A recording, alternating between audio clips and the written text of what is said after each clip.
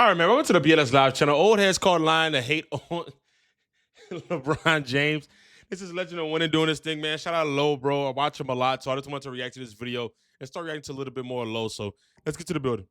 Let's get to the building. Let's get to the video. What the hell am I talking about? Got himself a podcast, making a name for himself out there in the NBA community, but for whatever reason had a guest on that decided to say some pretty questionable things about LeBron James. So we're gonna talk about LeBron James' legacy. Let me give you guys. Oh Lord, let me watch what I say, so these fools out there don't go cray cray. Let me throw a few things out. LeBron James enters this season in record fashion, the first player ever for 23 years. Golly. He will be 41 years old in December. Yep. He made history as the first 40-year-old with multiple triple doubles and became the oldest he got the to score camera on 40 just points. I gotta get my water. There is a photo of LeBron working out at the Clippers facility. I don't know if you guys saw that. I saw it. Mateo will find it. Meanwhile, Luka has publicly urged the team to retain LeBron. Let's talk about his legacy, balancing legendary legacy and leadership for this Lakers team.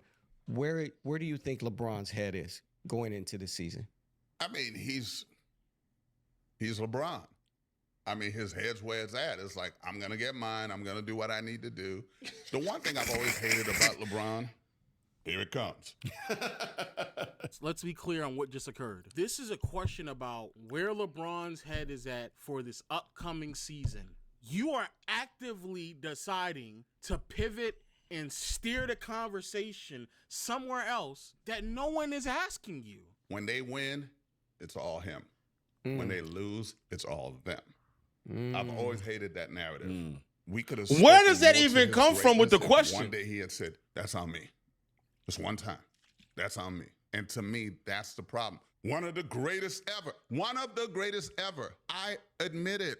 I'm a fan. I love LeBron James, people. But damn it, facts are facts. A lot of the times when it comes to anybody. What are you talking? This is totally subjective. This is not a fact. If it's LeBron, KD, Giannis, Jokic, Kirk, it don't matter who it is.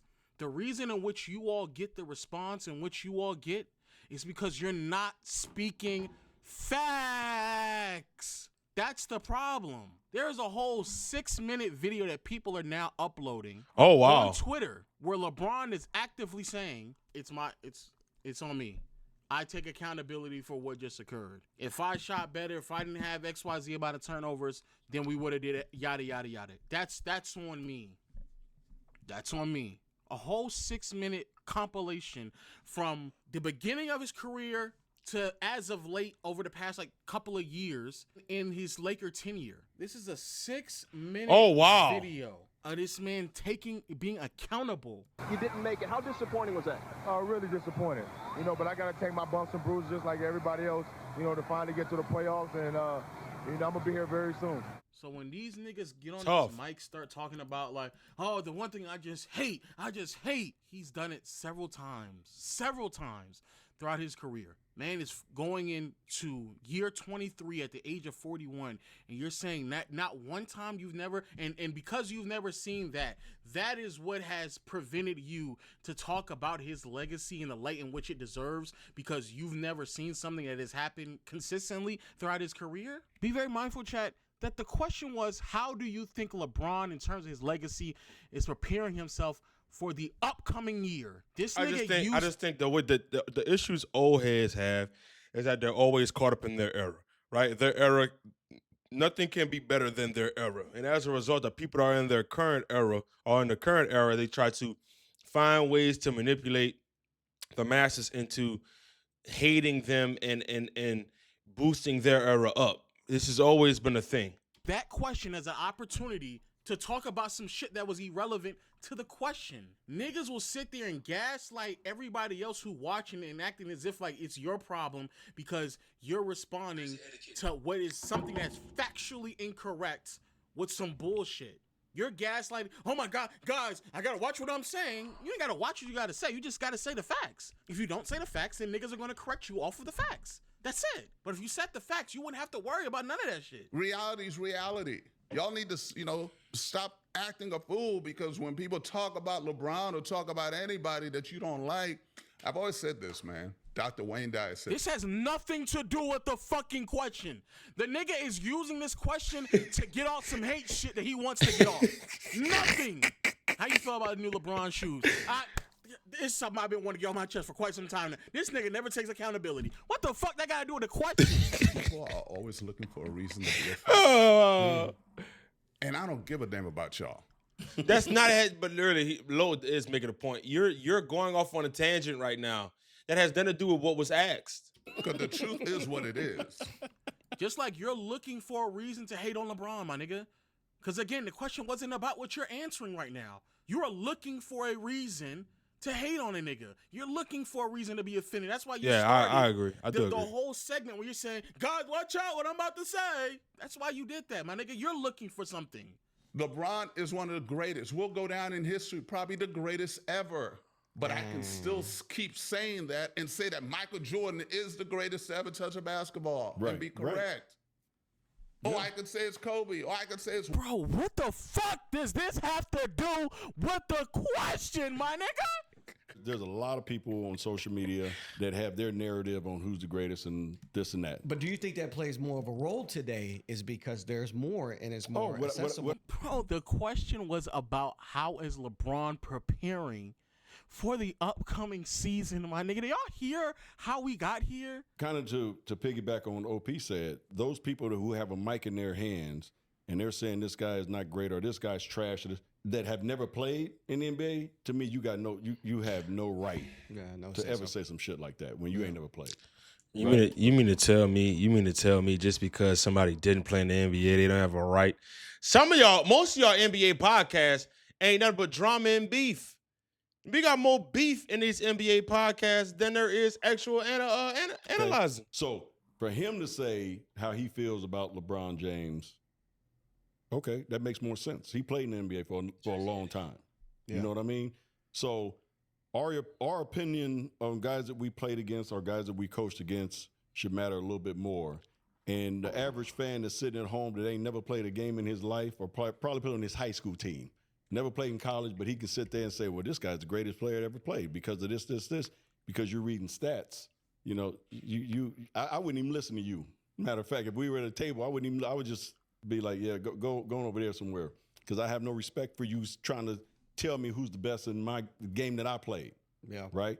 Now, I want to stop before we get to this point. Be very mindful of that again. That has nothing to do with the question that is at hand. We just went on a tangent that had nothing to do with it. But I want to be clear because NBA players do this very weird thing where they always try to preface when someone's opinion matters more than someone else's until a nigga that's better than them tells them that your opinion don't fucking matter either. The same way we just saw with Pat Bev and Trae Young. Your opinion don't matter because you're not an all-star. Everybody gets to sit there and puts a prerequisite on someone's opinion because of wherever you decide it's going to start and stop based off of however good you are at the sport. And the truth of the matter is, Tobias Scott or any NBA player or any basketball player who feels about me existing or anybody existing in this space, I would not exist if you niggas would stop lying. If you niggas stop lying, then more people would actually listen to you all.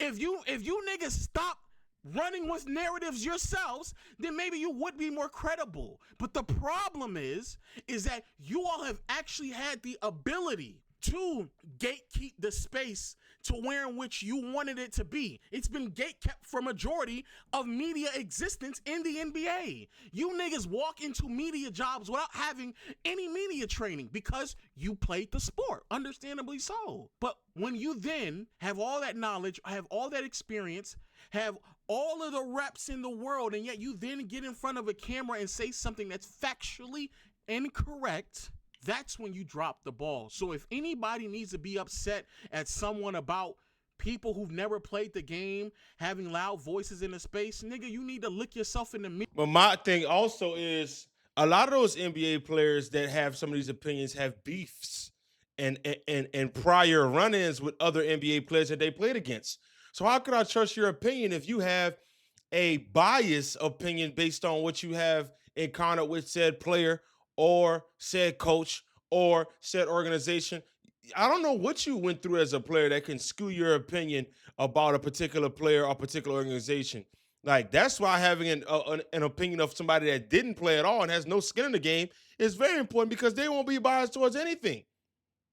Some of them. You need to look at your peers. You need to ask yourself, why the fuck Shaq sitting there not watching the games but has one of the biggest voices in the space for the better part of the last 10 to 15 years? You need to ask yourself that question. You need to ask yourself how the fuck and why the fuck do any of them people at TNT need someone to write down the notes for them in a game in which they're supposed to be watching? But that's not a us thing. That's not our problem.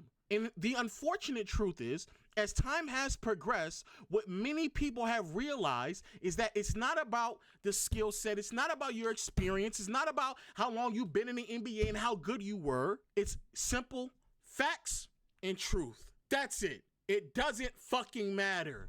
You could be in the NBA as long as you want to. But if you out there lying, who the head coach of a certain team is because you're not watching, nigga, the experience you had prior to is irrelevant. That shit don't matter. Nigga telling me I say 2 + 2 is 5, so you should listen to me. No, nigga. Give a fuck about your experience. If you're wrong, you're wrong.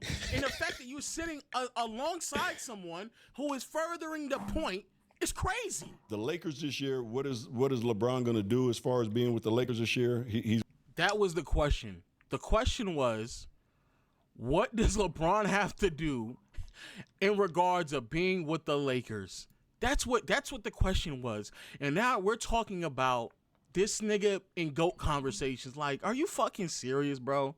He's going to take a back seat as he did last year when Luka came, which he understands that this is Luka's team now. He still needs a couple of guys off that bench because LeBron's going to, I guarantee you this year, he's going to average 25, 8 and 8. And year 23, that's Jesus. Does, right? So it's going to be interesting to see where they end up, but I think, like we said earlier, Lakers will be fine. But it's, to your point, he's going to average 25, whatever, because he's LeBron. He stays in shape. Mm-hmm. That's number one. And I said this the last time we were here. He is the most in-shape player to be in his 40s that I've ever seen. He's in better shape than 90% of the NBA right now. Facts. That speaks to his greatness. Yep. But at the same time, if you're playing any amount of minutes you want, you're going to do things. What are you talking about? So Robert Parrish in his 22nd year was not allowed that opportunity to get the ball and score and everything else. He's still productive at that age. He's still productive. It's not like you out there assing it up and they still giving him minutes. Those things in. So there are plenty of players in the NBA who play just as many minutes, if not more minutes, than LeBron, who also have a green light, just like LeBron, who do not record 25, 8 and 8. They're younger than him, quicker and faster than him. Hell, some of these players may be even better shooters than LeBron, and they still do not average 25, 8 and 8. LeBron, however, receives those things. This idea that he gets those numbers because he plays as many minutes as he wants, and when you get that many minutes, you're going to... No. LeBron gets those numbers because he is great. That's why. Point blank, period. Everything else that comes behind him being great is a byproduct of him being great. The numbers he puts up is a byproduct of him being great. The minutes that he's able to play is a byproduct of him still being great. The ability to functionally be an important part of the offense is a byproduct of him being great. Robert Parrish couldn't put those numbers up because he's not as good as LeBron. That's why Robert Parrish can't do that. Robert Parrish, even at his absolute best, wasn't posting up those numbers. So I don't know what the fuck Robert Parrish is even. What's the premise of bringing up Robert Parrish? If Robert Parrish in year 20 whatever, what is he bringing up somebody from the 70s for? 80s. The level in which he was able to produce at age 22, 25, trust and believe the Boston Celtics would have loved it. They would have loved it. They would have wanted it. LeBron puts those numbers up not because he gets XYZ amount of minutes, not because he has a green light. He puts those numbers up because he is still great. Point blank, period. Like he going out there and he's just being given those numbers. just because he out there playing minutes. You still got to go get them numbers. Everything else. That's why. Everything else is a byproduct of his greatness. That's it. You was playing a lot of minutes, man. I don't see nothing close to 25, 8, and 8 on this fucking basketball reference page. Your basketball reference page gets cut in half when I go to the playoffs. Nigga, be serious. I go to the playoffs, that shit get cut in half. No stars, no nothing in the awards category. Shit, barely starting, my nigga. So how come when you were 32 and you started and you played 35 minutes and you were not putting up 25, 8, and 8? Why weren't you putting up 20? Why couldn't you put up 10 since you're a big?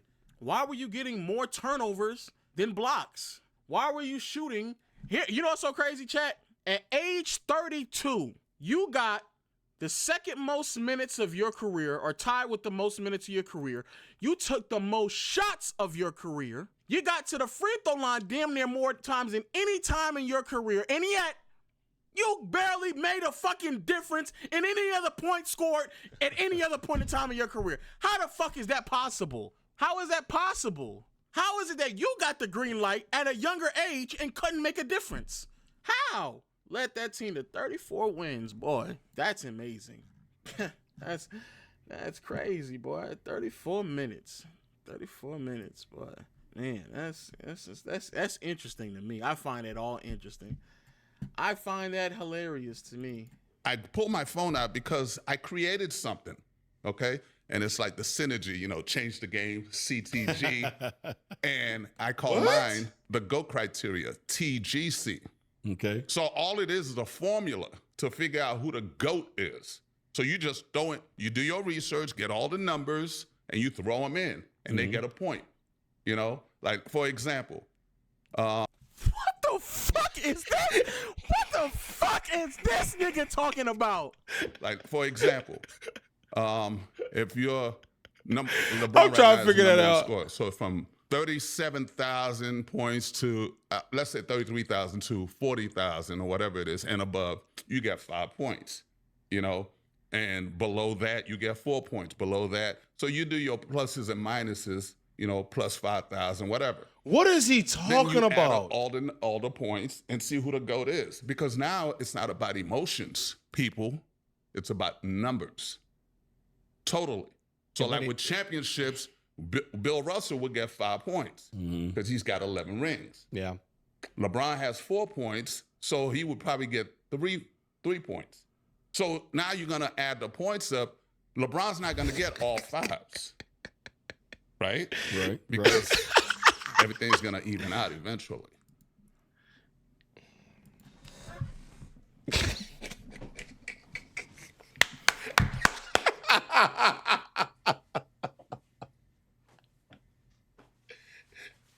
Yo, why you got an iron in the background? That's the dumbest shit I have heard today, my nigga.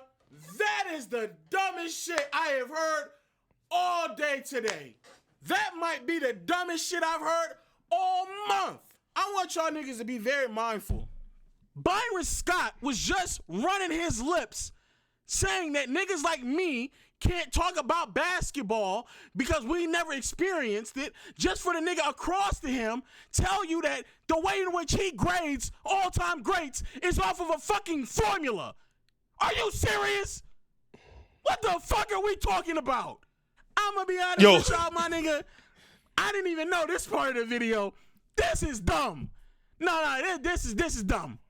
As a nigga who does not play the sport, who never played, who never went to that level, let me explain to people why this is extraordinarily flawed. Everything isn't equal. Players win MVPs for various reasons. Yeah. The standard in which it takes to win an MVP will change on a year-to-year basis. All NBA and all defensive teams are not treated equal as well, especially because nowadays It's not selective based off positions. It's just the best 15 players. But back in the day, it was someone like Patrick Ewing not being able to make an All-NBA selection, even though he is widely considered a top 10 player in the league because he plays at a point in time where Shaq, Hakeem, and David Robinson all exist. These are all things you would have to take into consideration. Someone like myself has immediately realized, who is significantly younger than both of these individuals with little to no experience when it comes to putting a ball through a hoop. But for whatever reason, a nigga who's playing. Oh my God, he's not even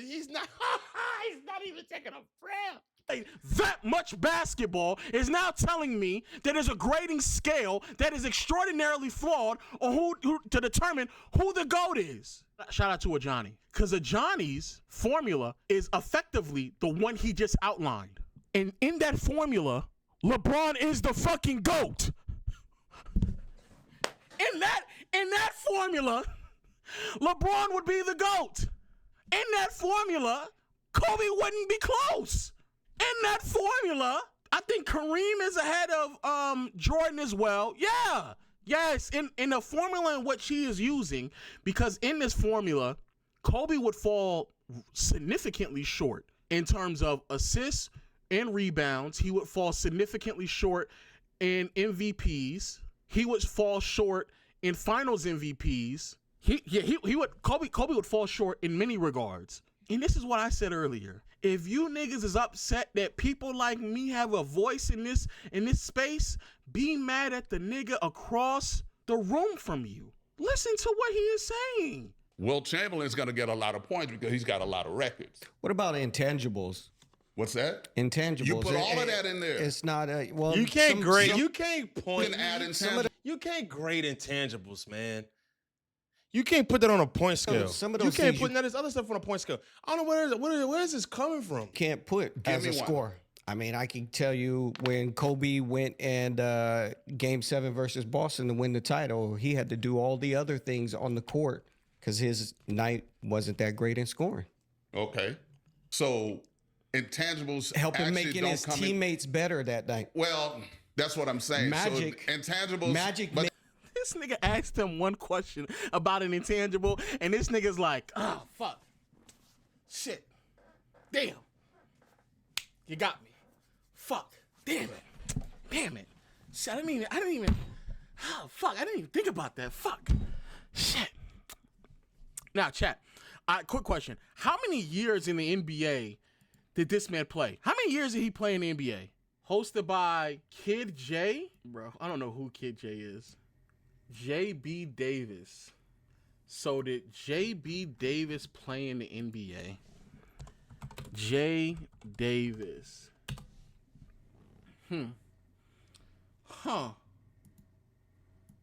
Okay. So it sounds like to me, this is a gentleman who's never played basketball. It sounds like to me that this is an individual who never played at this level. It sounds like to me that a nigga who's never, he was a ball boy?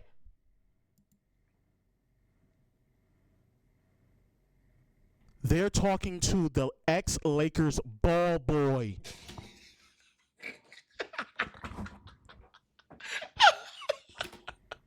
They're talking to the ex-Lakers ball boy. They're talking to a ball boy. No disrespect to this gentleman. I would not have mind being a ball boy at some point. Pause. Whoa. Pause. Crazy. Pause. But you cannot sit here and tell me that people who have never played cannot be a part of the conversation because they never played, no experience, none of all that other shit. But now a ball boy is interjecting into the conversation with a bit of knowledge that the actual NBA player didn't even consider. How the fuck is that possible? How? How is that possible, my nigga? Your formula doesn't include intangibles? That's what I'm saying. Magic. So intangibles. Magic but made intangibles bring back players better. But intangibles bring back emotion. That's what I'm saying. This is nothing but numbers. All numbers. But numbers can lie. Numbers can be, misconstrued because. Oh my God! I'm actually. This is a bad nigga. This is bad. Oh my God. This is a horrible segment. This is the nigga that was yapping? Oh my God. Oh my days. It might give you a better base. And then also, I think the other thing that kind of comes into play too, OP, is that the errors that were played. This game now, you can't touch nobody. You can't touch anybody. So the scoring goes up. You know, where back when we played, shit, it was all about defense, and you got the shit knocked out of you every time you went to the basketball. Hey, man. And just so people know, I'm so sick. Byron Scott played. I'm so sick of that argument.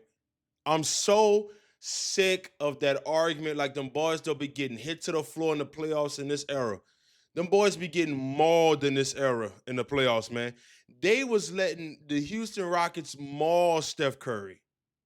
More in the 90s, I can understand that logic, but no, that's not a fact. It was openly known in the 80s that it was no defense being played in the 80s, or at least that was the consensus. That at that point in time, the pace is just as much as it is right now, and scoring, if not slightly more, and scoring is relatively the same that it is right now as well. If you go back and watch an 80s game, bro, they're running up and down in transition much more frequently than they're doing right now. It's actually crazy. If you want to talk about defensive-oriented, slower-paced basketball, it would be the late 90s and 2000s. But every other aspect, every other era of basketball, the pace is just as fast, if not faster, while also playing questionable defense. I'm just trying to give people a better base. You know what I'm saying? That's all. No, I hear you. I hear you. I read a quote the other day on the internet yesterday. It said, back when you guys play, players would be pissed when they couldn't play. Yeah. Now players are pissed when they have to play. Yep, that's true. No. They're mad because I got to play tonight. Yeah. Dog, Dudes were man. not skipping games, man. Because you know why, B? You were risking losing your job. You know what's so fucking funny? They realized how dog shit this nigga point was, and they were like, we gotta save this nigga with another lifeline of another narrative. Let's throw another narrative out there. Niggas don't like to play basketball now, and back then y'all did. They scrambling for something. Gotta pivot. Because you for whatever reason decided to drive this argument down the path of some shit that does not make any sense. And I promise you all, chat, if you were to do what he says, LeBron will end up being the GOAT. If not the GOAT, I think he would definitely be over Jordan, and he would be over Kobe, and he would be over, I don't know about Kareem, but I know for a fact he would be over those two. So if you were to go down that path, you would actually find out that LeBron is indeed the GOAT. That's actually what you would actually do. If you miss more than 3 games in Detroit with Vinnie Johnson sitting there, you losing that spot. Yeah. No, I agree. I think it's not only fear of losing your job, but I think it was just want to play. Yeah. You know, I mean, every year that I went into the season, I said, man, my biggest goal was to win a championship, obviously. Yeah. But my personal biggest goal was I want to see if I can play 82 games. 82 games. Oh, that was the biggest goal for me. Talk about the number of games. I'm going to ask this question. Over under, how many games will LeBron play in his 23rd season? I say 65. 65. He's going to take some nights off just to take them off. Say 60. So you're saying he's going to miss 17 games. I'm saying he's going to miss 22. You're saying he's going to miss almost 30. I agree with that. He's got Father Time on the ropes right now. He got him on. He's gonna play 65 is the number right to make All NBA, right? Nigga say he gonna miss 50. Yeah, he might play 16 to get to be All NBA. But man, it's just crazy how a lot of these old heads are just like adamant about like taking a shit on all the other eras when no other sport really does that. It's crazy. See you on the next video.